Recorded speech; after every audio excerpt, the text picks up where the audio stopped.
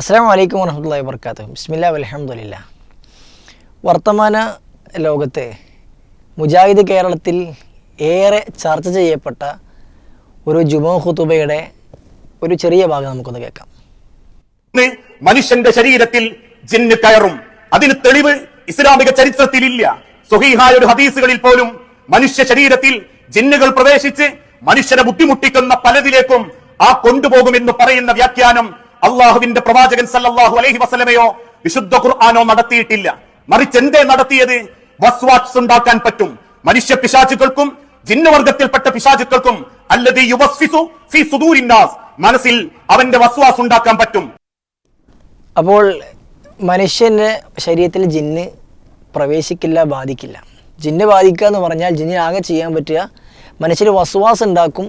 ആ വസ്വാസ് ഉണ്ടാക്കിയിട്ട് സിനിമ കാണാൻ കൊണ്ടുപോകും, കള്ള് കുടിപ്പിക്കും എന്നിങ്ങനെ രൂപത്തിലുള്ള തോന്നലുകൾ ഉണ്ടാക്കാൻ മാത്രമേ ജിന്നിന് സാധ്യമാവുകയുള്ളൂ എന്നാണ് അൻസാർ നന്മണ്ട എന്ന് പറയുന്ന അവരുടെ പ്രമുഖനായ ഒരു പ്രഭാഷകൻ പറയുന്നത്. അപ്പോൾ ചില ആളുകൾ തോന്നും ഇദ്ദേഹം തിരുത്തിയല്ലോ, ആ തിരുത്തി ഒന്ന് അത് കേൾക്കാം. ആ ജിന്നുകൾ മനുഷ്യ ശരീരത്തിൽ പ്രവേശിക്കില്ല എന്ന് എന്റെ വാക്കുകളിൽ നിന്ന് ഒരു അബദ്ധം സംഭവിക്കുകയുണ്ടായി.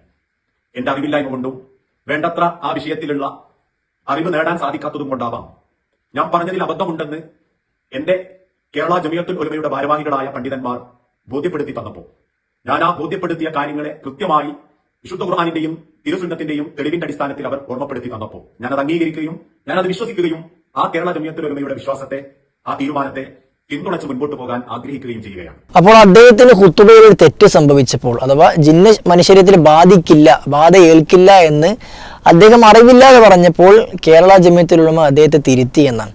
ശരി, വളരെ നല്ല കാര്യമാണ്, വളരെ ശ്ലാഘനീയമായ ഒരു വിഷയമാണ്. ഒരാൾക്ക് തെറ്റ് പറ്റിയാൽ തിരുത്താനുള്ളതാണ് പണ്ഡിത സഭ. തനിക്ക് തെറ്റു പറ്റിയതായിക്കൊണ്ട് ഒരാൾ തിരുത്തി തന്നാൽ അത് തിരുത്ത് ഏറ്റു പറയാൻ കഴിയുന്നത് അതിനേക്കാൾ വലിയൊരു മാന്യതയാണ്. അതിനൊരിക്കലും നമ്മൾ വിമർശിക്കുന്നില്ല. അപ്പോൾ കേരള ജമിയത്തുൽ ഉലമയുടെ വാദമായിക്കൊണ്ട് അദ്ദേഹം പഠിപ്പിക്കുന്നത് എന്താണ്? ജിന്ന് ശരീരത്തിൽ ബാധിക്കും എന്നുള്ളതാണ്. എന്നാൽ വസ്വാസ് ഉണ്ടാക്കുക എന്നത് മാത്രമല്ല ജിന്ന് ബാധ കൊണ്ട് സംഭവിക്കുക എന്നുള്ളത് കേരള ജമിയത്തുൽ ഉലമ പുസ്തകം ഇറക്കിക്കൊണ്ട് സമൂഹത്തെ പഠിപ്പിച്ച വിഷയമാണ്. ജിന്ന് പിശാച് റുഖിയ ശർഇയ്യ പ്രമാണങ്ങളുടെ വെളിച്ചത്തിൽ എന്ന പുസ്തകത്തിൽ കേരള ജമിയത്തുൽ ഉലമ അതിൻ്റെ 30-ാമത്തെ പേജിൽ പറയുന്നത് വളരെ കൃത്യമായി കാണാം. പിശാചിന്റെ ഉപദ്രവങ്ങൾ കേവലം തോന്നലുകൾ മാത്രമാണ് തെറ്റിദ്ധരിച്ചവരോ അപ്രകാരം തെറ്റിദ്ധരിപ്പിക്കുന്നവരോ ഇന്ന് സമൂഹത്തിലുണ്ട്. എന്നാൽ ഭൗതികമായി തന്നെ പൈശാചിക ഉപദ്രവങ്ങളുടെ പ്രതിഫലനങ്ങൾ ഉണ്ടാകുമെന്നാണ് ഖുർആനും ഹദീസും നമ്മെ പഠിപ്പിച്ചിട്ടുള്ളത്. വസ്വാസ് എന്നാൽ കേവലം ചില തോന്നലുകളാണെന്ന വാദം ശരിയല്ല. എന്ന് പറഞ്ഞാൽ കേവലം തോന്നലുകൾ മാത്രമല്ല പൈശാചിക ബാധ എന്ന് പറഞ്ഞാൽ കൃത്യമായിക്കൊണ്ട് മനുഷ്യത്തെ ശരീരത്തിൽ ബാധിക്കാൻ കഴിയുന്നതാണ് ജിന്ന് എന്ന് കൃത്യമായിക്കൊണ്ട് പഠിപ്പിക്കുന്നു. ഇതേ പുസ്തകത്തിൻ്റെ തന്നെ 31-ാമത്തെ തൊട്ടടുത്ത പേജിൽ ഖുർആനിൽ നിന്നും തെളിവ് ഉദ്ധരിച്ചുകൊണ്ട്, അഥവാ സൂറത്തു ബഖറയിലെ 275-ാമത്തെ വചനം അല്ലദീന യഅ്കുലൂന റിബ ലാ യഖൂമൂന ഇല്ലാ കമാ യഖൂമു അല്ലദീ യതഖബ്ബതുഹു ശൈത്താനു മിനൽ മസ് എന്ന ആയത്ത് ഉദ്ധരിച്ചുകൊണ്ട് കേരള ജമിയത്തുൽ ഉലമ പറയുകയാണ് മനുഷ്യനെ പിശാച് ബാധിക്കുമെന്ന്. ഈ ആയത്തിന്റെ അടിസ്ഥാനത്തിൽ ഇമാം ത്വബരി, ഇമാം ഖുർത്തുബി റഹിമഹുമുല്ലാ, ഇമാം ഇബ്നു കസീർ റഹിമഹുല്ലാ മുതലായ പണ്ഡിതന്മാർ രേഖപ്പെടുത്തിയത് നമുക്ക് കാണാം. എന്ന് പറഞ്ഞാൽ ഈ ആയത്തിന്റെ അടിസ്ഥാനത്തിൽ മുഫസ്സിറുകൾ പഠിപ്പിക്കുന്നത് പൈശാചിക ബാധ ഉണ്ടാകും, പിശാച് മനുഷ്യരെ ബാധിക്കും, അത് ബാധ ഏൽക്കുക എന്നുള്ളത് അഹ്ലുസുന്നയുടെ വിശ്വാസമാണ് എന്ന് ആയത്തുദ്ധരിച്ചുകൊണ്ട് KJU പഠിപ്പിച്ചിട്ടുണ്ട്. ഒരുപക്ഷെ ഈ കാര്യമായിരിക്കാം കേരള ജമിയത്തുൽ ഉലമ അൻസാർ നന്മണ്ടയെ പറഞ്ഞ് പഠിപ്പിച്ചിട്ടുണ്ടാവുക.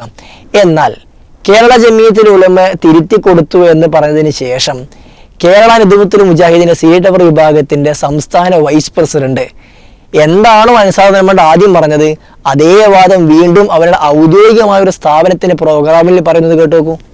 ഖുർആനിൽ പരലോകത്ത് പലിശ ഭുജിക്കുന്ന ആളുകൾ അവര് ജിന്നുബാധയേറ്റ് അവർ മറിഞ്ഞു വീണ ആളുകളെ പോലെ ആയിരിക്കും എന്നൊരു പ്രയോഗമുണ്ട്. ഒരു ഹദീസിൽ മനുഷ്യന്റെ രക്തം ഒഴുകുന്ന സ്ഥലത്ത് കൂടെ ശൈത്താൻ ഒഴുകും എന്ന ഒരു ഹദീസുമുണ്ട്. ആ പറഞ്ഞത് അത്രമാത്രമേ നമുക്കറിയൂ. തന്നെ വിശ്വസിച്ചാലും മതി. അത് വലിച്ചു നീട്ടി അതിന് വ്യാഖ്യാനം നൽകിയിട്ട് എല്ലാ മനുഷ്യനിലും ജിന്ന് പ്രവേശിക്കും എന്നൊക്കെ പറഞ്ഞു പരത്തിയപ്പോൾ അതിന്റെ ദുരന്തം നാം കണ്ടു. മനുഷ്യരുടെ രക്തത്തിലൂടെ ശൈത്താൻ ഒഴുകുമെന്ന് പറഞ്ഞിടത്ത് തന്നെ പറയുന്നുണ്ട് മനുഷ്യന്റെ മനസ്സിൽ വസ്വാസ് ഉണ്ടാക്കും എന്ന്. മനുഷ്യന്റെ മനസ്സിൽ വസ്വാസം ഉണ്ടാക്കാൻ മാത്രമേ കഴിയുകയുള്ളൂ, ബാധിക്കുക എന്ന സംഭവം ഇല്ല എന്ന് ഉത്തരവാദിത്തപ്പെട്ട സ്ഥാനത്തിരിക്കുന്ന ഒരു വ്യക്തി ഉത്തരവാദിത്തപ്പെട്ട ഒരു സ്ഥലത്ത് സമൂഹത്തിന് മുമ്പിൽ എഴുന്നേറ്റ് പറയാണ്. ഈ വേദിയിൽ അൻസ് മൗലവി ഉണ്ട്, അദ്ദേഹം തിരുത്തിയിട്ടില്ല, അത് മറ്റൊരു വിഷയം. ഏതായിരുന്നാലും ഇദ്ദേഹത്തെ സംബന്ധിച്ചിടത്തോളം മുമ്പ് 2016 ലയിക്കുന്നതിന് മുമ്പ് അദ്ദേഹം 2002 മുതൽ ഉണ്ടായിരുന്ന മർകസ് ദഅവ ആശയത്തിൽ നിന്നും ഒരു പടി പോലും പിന്നോട്ടേക്ക് അദ്ദേഹം മാറിയിട്ടില്ല. യഥാർത്ഥ ആശയത്തിലേക്ക് തിരിച്ചു വരാതെയാണ് അദ്ദേഹം KNMന്റെ കൂടെ ലയിച്ചു ചേർന്നിട്ടുള്ളത്. അന്ന് എന്താണോ പറഞ്ഞത് അതേ വാദമാണ് അദ്ദേഹം ഇന്നും പറയുന്നത്. അത് KNMന്റെ വേദിയിൽ കയറി എന്ന് പറയാൻ പോലും അദ്ദേഹത്തിന് മടിയില്ല. അത് തിരുത്താൻ മാത്രം ഒരാളും ആ കൂട്ടത്തിൽ വളർന്നിട്ടില്ല എന്നുള്ളത് സമൂഹത്തിന് മനസ്സിലാകുന്ന ഒരു വിഷയമാണ്. ഇത് പണ്ഡിത ലോകത്തുള്ള ഇവരുടെ കൂട്ടത്തിൽ പ്രഭാഷകന്മാർ തന്നെ ഈ വിഷയത്തിൽ 2 തട്ടിലാണ്. ഇനി സാധാരണക്കാരിലേക്ക് ഇറങ്ങിയാലോ, സാധാരണക്കാരെ സംബന്ധിച്ചിടത്തോളം ഈ വിഷയത്തിൽ ഒരു ലക്കും ലഗാനും ഇല്ലാത്ത, ഒരു വിവരവും ഇല്ലാത്ത അവസ്ഥയാണ് സാധാരണക്കാരുള്ളത്. ഒരു വ്യക്തിയുടെ സംസാരം നിങ്ങൾ കേട്ടു നോക്കൂ. പിശാച് ബാധ എന്ന് പറഞ്ഞ എന്താ? മനുഷ്യനെ സ്വർഗത്തിൽ നിന്ന് നരകത്തിലേക്ക് കൊണ്ടുപോകുക. അച്ഛൻ നരകത്തിലേക്ക് നമ്മൾ എത്തിക്കുന്ന പരിപാടി ചെയ്യിപ്പിക്കാൻ ശ്രമിക്കലാണ് പിശാച് ബാധ. അതിനവൻ പല പണിയും ചെയ്യിപ്പിക്കും. മനസ്സിലായ? പിശാച് ബാധ കയറ്റാൻ എന്തെല്ലാം ആളുകൾ മറിഞ്ഞു വീഴും. പിശാച് ബാധ കയറ്റാനാണ് ഈ മറിഞ്ഞു വീഴല്. കള്ളുടിച്ചിട്ടും അതുപോലെ തന്നെ കള്ളുടിച്ച് കുറെ കഴിഞ്ഞാൽ എന്താ പിശാച് ബാധയല്ലേ കള്ളുടി? അതെങ്ങോട്ടോ മറിഞ്ഞു വീഴും, അങ്ങോട്ടും മണ്ണിക്കും ഇങ്ങോട്ടും മണ്ടും കള്ളുടിയന്മാർ വീണ് കണ്ടിട്ടില്ല നിങ്ങള്? അതാ പിശാച് ബാധയാണത്. അതുപോലെ മയക്കുമരുന്ന് ഉപയോഗിക്കുന്നവർ ബോധം കെട്ട് വീഴും. ഇങ്ങനെ പല അത് പിശാച് ബാധയെ. ഈ പിശാച് ബാധ എന്ന് പറഞ്ഞാൽ അതാണ്. പിശാച് നമ്മളെ കൊണ്ട് എന്തെല്ലാം തെറ്റിയിപ്പിക്കും. നമ്മൾ ഒരാളെ ആക്രമിക്കാനും ഒരാളെ അടിക്കാനും കുത്താനും കൊട്ടേഷൻ കൊടുക്കാനും ഒക്കെ അത് കാരണം, ആ പിശാച് ബാധ കാരണം വേറൊരാൾക്ക് അപകടം ഉണ്ടാവില്ലേ? ബുദ്ധിമുട്ടുണ്ടാവില്ലേ? അസുഖം ഉണ്ടാവില്ലേ? അപ്പൊ ഇദ്ദേഹം മനസ്സിലാക്കിയ എന്താണ് പിശാച് ബാധ എന്ന് പറഞ്ഞാൽ? പിശാച് മനുഷ്യനെ കള്ളുടിപ്പിക്കും. ആ കള്ളു കുടിച്ച് മത്തായാലും മനുഷ്യൻ മറിഞ്ഞു പോകും. ഇതാണ് പിശാച് ബാധ ഏറ്റാൻ വരെ മറിഞ്ഞു വീഴുക എന്ന് പറഞ്ഞാൽ ഇതാണ് അതിൻ്റെ ഉദ്ദേശം എന്നാണ് KNMന്റെ കൂടെയുള്ള ഈ വിഭാഗത്തിന് കൂടെ ജീവിക്കുന്ന ആളുകൾ മനസ്സിലാക്കിയത്. എന്നാൽ ഇവരുടെ കൂട്ടത്തിൽപ്പെട്ട ഓൺലൈനിലൊക്കെ നിരന്തരം എഴുതിക്കൊണ്ടിരിക്കുന്ന ഒരു വ്യക്തിയുണ്ട്. ആ വ്യക്തി ആയത്തോതിക്കൊണ്ട് KJന് നിലപാട് പഠിപ്പിക്കുന്ന നിങ്ങൾ നോക്കൂ. വളരെ പ്രധാനപ്പെട്ട ചോദ്യമാണ്. അതായത് ഒരാൾ അദ്ദേഹത്തെ ജിന്ന് കയറി എന്ന് നമുക്ക് മനസ്സിലാക്കാൻ പറ്റും. വളരെ കൃത്യമായ ഉത്തരം KJ നൽകിയിട്ടുണ്ട് ആ വിഷയത്തിൽ. അതായത് ഒരാൾ അദ്ദേഹത്തെ ജിന്ന് കയറിയിട്ടുണ്ട് എന്ന് ഉറപ്പിച്ചും തറപ്പിച്ചും പറയാൻ പ്രവാചകന് കഴിയും. അത് ജിന്നാണ്, ജിന്ന് തന്നെയാണെന്ന്. അതേസമയത്ത് നമ്മൾ വിചാരിക്കുകയാണ്, അതാണ് K. മൗലവി തന്നെ എഴുതിയതും യുവത അച്ചടിച്ച് പുറത്തിറക്കിയ പുസ്തകത്തിൽ CP യുവസ്ലു ആധാരിക എഴുതി കൊടുക്കുകയും K. മൗലവി എഴുതിയ പുസ്തകമാണത്. KM ഫത്വകൾ. അത് വളരെ കൃത്യമായി അങ്ങനെ വിചാരിക്കപ്പെടുന്ന ഘട്ടങ്ങളിൽ, അതായത് ജിന്ന് കയറി സംശയം നമുക്ക് കുറെ ചികിത്സയൊക്കെ ചെയ്ത് നോക്കി, പിന്നെ നമ്മൾ ഡോക്ടറെ കാണിച്ചു ചികിത്സ നമുക്ക് സംശയം, ചികിത്സ ചെയ്തിട്ടൊന്നും മാറ്റില്ല, അപ്പൊ നമുക്ക് സംശയം തോന്നാണ് ഒരുപക്ഷെ ജിന്ന് ബാധമല്ല ആയിരിക്കാം. അങ്ങനെ വിചാരിക്കപ്പെടുന്ന ഘട്ടങ്ങളിൽ റുഖിയ്യ ശർഇയ്യ നടത്താവുന്നതാണ്. അപ്പൊ എന്താ റുഖിയ്യ ചോദിച്ചോളൂ, അതും പറഞ്ഞു. അപ്പൊ നേരത്തെ ഞാൻ കാണിച്ച KJ പുറത്തിറക്കിയ പുസ്തകം ഉദ്ധരിച്ചുകൊണ്ട് KJയുടെ നിലപാട് അദ്ദേഹം പഠിപ്പിക്കുകയാണ്. എന്നാൽ ഇവരുടെ കൂട്ടത്തിൽ തന്നെയുള്ള ഒരു മെമ്പറിലൊക്കെ ഹുത്തുബ പറയുന്ന ഒരു പണ്ഡിതനെന്നോ പ്രഭാഷകനെന്നോ പറയാൻ പറ്റുന്ന ഒരാൾ പരിപൂർണമായും സനീർ സ്വലാഹി പറഞ്ഞ അഥവാ KJവിൻ്റെ പുസ്തകത്തിൽ അല്ലെങ്കിൽ മുൻഗാമികളായ KM മൗലവിയും KPയെ പോലെ ആളുകളൊക്കെ പറഞ്ഞ സംഗതിയെ നമുക്ക് തള്ളിക്കളഞ്ഞാൽ പോരെ, എന്തിന് നമ്മൾ അവരെ സ്വീകരിക്കണം, അവർക്ക് അവരെ തെറ്റ് പറഞ്ഞതിന് ന്യായീകരിക്കണം എന്ന രൂപത്തിൽ വളരെ ലാഘവത്തിൽ നിസ്സാരമായിക്കൊണ്ട് പറയുന്ന മറ്റൊരു വോയിസ് കേൾക്കുങ്ങൾ. നിങ്ങളിപ്പോ കുറെ സമയം ഈ ഏതോ ഒരു യുവത ഇറക്കിയ പുസ്തകമാണ്. സത്യം പറഞ്ഞാൽ നിങ്ങൾ പറയുമ്പോഴാണ് ഞാനിപ്പോ അത് കേൾക്കണേ. കാരണം യുവത ഇറക്കിയ പുസ്തകങ്ങളിൽ K. മൗലവി അങ്ങനെ പറഞ്ഞു. നിങ്ങളിപ്പോ നേരത്തെ മുകളിൽ വോയിസ് പറഞ്ഞു ഇബ്നു അബ്ദുൽ വഹാബിന് എല്ലാ ആശയങ്ങളും സ്വീകരിക്കുന്നുണ്ട്. ഉമർ മൗലവി പറഞ്ഞു നമുക്ക് വേണ്ടത് സ്വീകരിക്കുന്നു. ഇതേ മാനദണ്ഡം എന്തുകൊണ്ട് K. മൗലവി എടുക്കുന്നില്ല? ഇബ്നു അബ്ദുൽ വഹാബിനെ കുറിച്ചും ഇബ്നു തൈമിയെ കുറിച്ചും അതേപോലെ ഇബ്നു ഖയ്യിമിനെ കുറിച്ചും മറ്റുള്ള പണ്ഡിതന്മാരെ കുറിച്ചും പറയുന്ന അതേ മാനദണ്ഡം എന്തുകൊണ്ട് K. മൗലവിയെ കുറിച്ച് എടുത്തൂടാ? K. മൗലവി പറഞ്ഞിട്ടുണ്ടെങ്കിൽ തന്നെ നമുക്ക് എടുക്കണം. നമ്മൾ ബാധ്യസ്ഥരാണോ? എന്തിനാണ് അതിലേക്ക് മടങ്ങുന്നത്? അപ്പൊ എന്തിനാണ് നമ്മൾ K. മൗലവിക്ക് മടങ്ങുന്നത്? നമുക്ക് തള്ളിക്കളഞ്ഞാൽ പോരെ, ഓര് പറഞ്ഞതങ്ങ് തള്ളിയാൽ പോരെ. നമ്മൾ പുതുതായിട്ട് കൊണ്ടുവന്ന ആശയത്തിലേക്ക് അവർ അതിനെതിരെ പറഞ്ഞിട്ടുണ്ടെങ്കിൽ ആ മുൻഗാമികൾ തള്ളിയാൽ പോരെ എന്നാണ്. മാത്രവുമല്ല ഈ രൂപത്തിൽ ഈ പറയുന്ന സംഗതിയൊക്കെ തള്ളിക്കളഞ്ഞത് കൊണ്ടല്ലേ ഞങ്ങൾ KNM നിൽക്കുന്നത് എന്ന് പറഞ്ഞാൽ KNMന്റെ ആശയം അഥവാ മർക്കസ് CD വിഭാഗത്തിൻ്റെ ആശയം എന്ന് പറഞ്ഞാൽ ഇതൊന്നുമില്ല, നിഷേധിക്കണം എന്നുള്ളതാണ് എന്നാണ് ഈ സാധു മനസ്സിലാക്കി വെച്ചിരിക്കുന്നത്. അത് തുറന്ന് പറയുന്ന വെട്ടി തുറന്ന് പറയുന്നത് കേട്ടു നിങ്ങൾ. സനീർ CP മുർസലമിന്റെയും ഇവരുടെ അഭിപ്രായം തള്ളിയോണ്ടല്ലേ നമ്മള് KNMൽ നിൽക്കുന്നത്. നിങ്ങൾ എന്താ പറയുന്നത്? ഇതേ അഭിപ്രായം ഓരോന്നും ചെയ്തോണ്ടല്ലേ നമ്മൾ KNMൽ നിൽക്കുന്നത്. അല്ലെങ്കിൽ ഞങ്ങളൊക്കെ എപ്പോഴോ മർക്കസഭയില് ഈ പുതിയ ഉണ്ടാക്കിയ മർക്കസഭന്റെ കൂടെ പോലെ നമ്മൾ പോകത്തെന്തുകൊണ്ടാ? അത് ശരിയല്ലാത്തോണ്ടല്ലേ? അപ്പൊ ഇതൊക്കെ തള്ളിക്കളഞ്ഞുകൊണ്ടല്ലേ നമ്മൾ KNMൽ നിൽക്കുന്നത്. ഇങ്ങനൊന്നും ഇല്ലാന്ന് വിശ്വസിച്ചാലേ KNMൽ നിൽക്കാൻ കഴിയുള്ളൂ എന്നാണ് അദ്ദേഹം പറയുന്നത്. മാത്രവുമല്ല ഇനി ഈ പ്രശ്നങ്ങൾ എന്തുകൊണ്ടാണ് അങ്ങോട്ടും ഇങ്ങോട്ടും ഈ വിഷയത്തിൽ വാദങ്ങൾ ഉണ്ടാകുന്നത്, തിരുത്തൽ എന്തുകൊണ്ട് ഉണ്ടാകുന്നത് എന്നുള്ളതിന്റെ കൃത്യമായ കാരണം കൂടെ അദ്ദേഹം പറയുന്നുണ്ട്. KNMൽ വരാതെ നിങ്ങളെ പോലെ സനീർ സ്വലാഹിനെ പോലെ KNMന്റെ പുറത്തു നാടി ഈ പരിപാടിയൊക്കെ വാട്സപ്പ് ഗ്രൂപ്പ് കൂടി അങ്ങ് നടത്തിക്കൂടെ? ഞങ്ങളോട് ചോദിക്കുന്നത് അങ്ങനെ KNMലുള്ള ഒരു പണ്ഡിതനെ കൊണ്ട് തിരുത്തിപ്പിക്കാൻ നിങ്ങൾ നിശ്ചയിച്ച, നിങ്ങൾ പറഞ്ഞയച്ച ഈ ഇലക്ഷൻ സമയത്ത് ഇങ്ങനെ ഒരു വിവാദം ഉണ്ടായാൽ മുജാഹിദുകൾ 2 ഗ്രൂപ്പാവും, ജിന്നും പിശാവും ചർച്ച ചെയ്യും. അങ്ങനെ മുജാഹിദുകൾക്കിടയിൽ പഴയ പോലെ തന്നെ പരസ്പരം അങ്ങോട്ടും ഇങ്ങോട്ടും പകയും വിദ്വേഷം ഉണ്ടാവും എന്നൊക്കെ വ്യക്തമായി പ്ലാൻ ചെയ്ത് നിങ്ങളുടെ ഒരു പണ്ഡിതനെ കൊണ്ട് അൻസാർ സലാഹിനെ കൊണ്ട് തിരുത്തിപ്പിച്ച ആ ബുദ്ധി ഉണ്ടല്ലോ, അതൊക്കെ ഞങ്ങൾ മനസ്സിലാക്കിയിട്ടുണ്ട്. അപ്പൊ തിരുത്തിച്ച എന്തിനാണ്? KNM ഇലക്ഷൻ നടക്കുന്നതുകൊണ്ട് പലതരത്തിലുള്ള പിടിവലികളും കാര്യങ്ങളൊക്കെ ഉണ്ട് എന്നാണ്. അപ്പൊ ഇത് വ്യക്തമായ ഒരു സത്യം. ഇത് മറച്ചു വെക്കാൻ വേണ്ടി, ഉള്ളിലുള്ള പ്രശ്നങ്ങൾ മറച്ചു വെക്കാൻ വേണ്ടിയാണ് ഇത്തരത്തിലുള്ള കാര്യങ്ങൾ ഉണ്ടാകുന്നതിന് ഇവർ പറയുന്നത്. അപ്പോൾ ഇതാണ് ഇവരുടെ, ഞാനിത് കേൾപ്പിച്ചത് കേവലം ഒരു സാധാരണക്കാരൻ്റെ വോയിസ്, വാട്സാപ്പ് ഗ്രൂപ്പിൽ നടന്ന വോയിസ് ഇങ്ങനെ പുറത്തേക്ക് കേൾപ്പിക്കേണ്ടതുണ്ടോ എന്നൊക്കെ ചിന്തിക്കുന്ന ആളോട് പറയാനുള്ളത്, ഈ CD ടവർ വിഭാഗത്തിൻ്റെ ആളുകളുടെ ഒരു വിശ്വാസം എന്താണ്? അവർക്ക് ഈ വിഷയത്തിൽ കൃത്യമായ നിലപാടില്ല. രണ്ടു തട്ടിൽ നിന്ന് നിൽക്കുന്ന ഒരു വിഭാഗത്തെ എന്തു പറഞ്ഞ് പഠിപ്പിക്കണമെന്ന് പോലും അറിയാത്ത, ഈ വിഷയത്തിൽ പ്രാമാണികമായ നിലപാട് എന്താണ് എന്ന് പറയാൻ കഴിയാത്ത നേതൃത്വമാണ് അവർക്കുള്ളത്, രണ്ടു തട്ടിലുള്ള ആളുകൾ.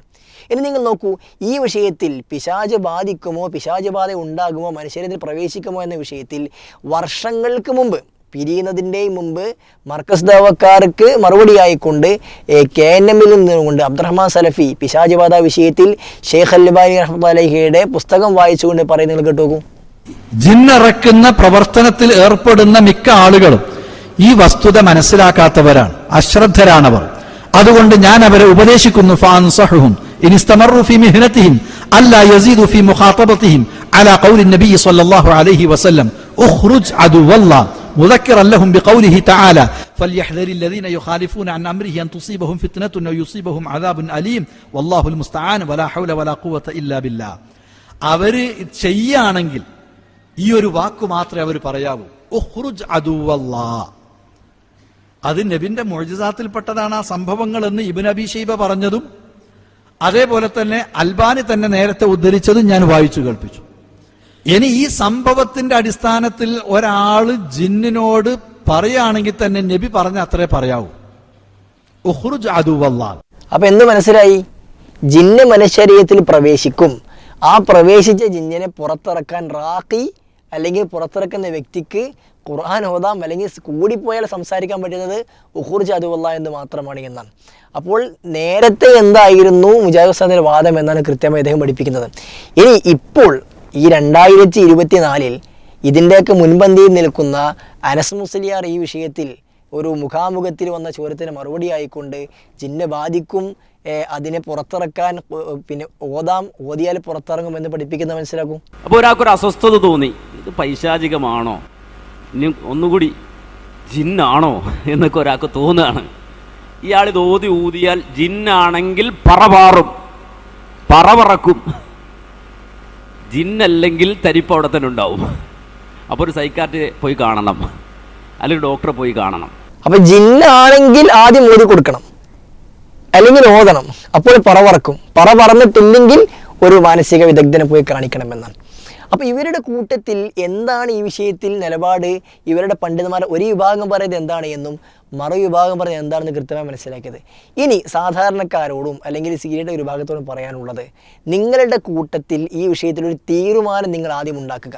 ജിന്ന് ബാധിക്കുമോ എന്ന വിഷയത്തിൽ, ഭാരത ജിന്നെ പുറത്തിറക്കാൻ പറ്റുമോ എന്ന വിഷയത്തിൽ ഒരു തീരുമാനവും തീർപ്പും നിങ്ങൾ നിങ്ങളുടെ കൂട്ടത്തിൽ ഉണ്ടാക്കിയിട്ട് എന്താണ് ശരിയായ നിലപാട് എന്ന് കൃത്യമായി നിങ്ങൾ ഒരു തീരുമാനത്തിലെത്തിയ സമൂഹത്തെ അറിയിക്കാൻ നിങ്ങൾ സന്നദ്ധമാകണം.